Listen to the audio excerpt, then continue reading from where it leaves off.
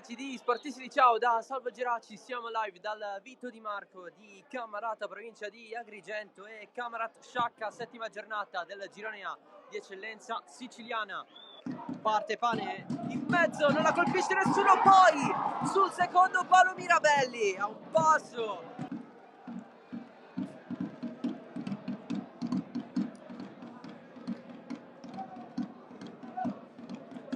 Il tiro al volo, fuori di Retucci, risponde lo Sciacca così. La battuta è lunga, cerca Arken, di testa Garufo, pallone per Nacho Pierce, riesce a calciare. Luciano Pierce, fresco di giallo, scambia con Lettieri, pallone in profondità, tirone, area di rigore, chiede palla, Lettieri in mezzo, invece il servizio verso Retucci, controlla e tiro! Mattia Retucci, in vantaggio lo Sciacca, alla prima occasione verso la porta di Dolenti, 1-0. I gol tanto cercati.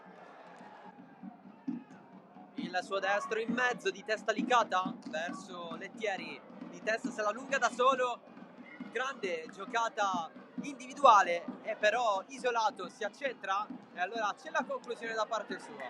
Entra in barriera, batte Pane,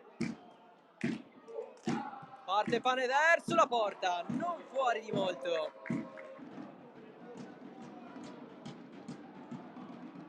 E allora battuta immediata, Lupo in mezzo, Arken! Johan Arken torna titolare, segna per la seconda volta consecutiva, 1-1 del Camarat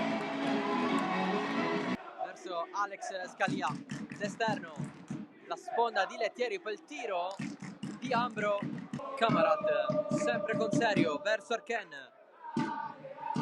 posizione regolare, Arken la piazza, giù e le Zai in due tempi.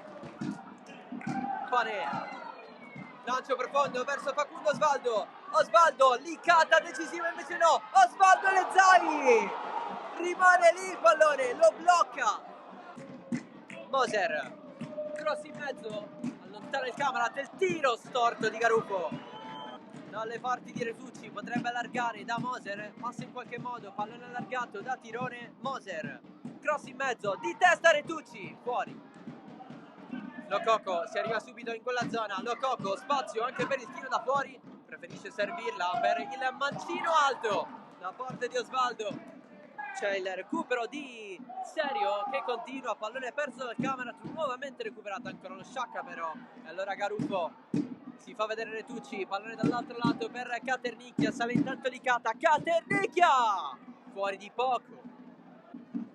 Non manca molto tempo, infatti finisce adesso il match, 1-1 ufficiale tra Camarat e Unitas Sciacca, un punto ciascuno, con il Camarat che ha avuto occasioni importanti in questo secondo tempo,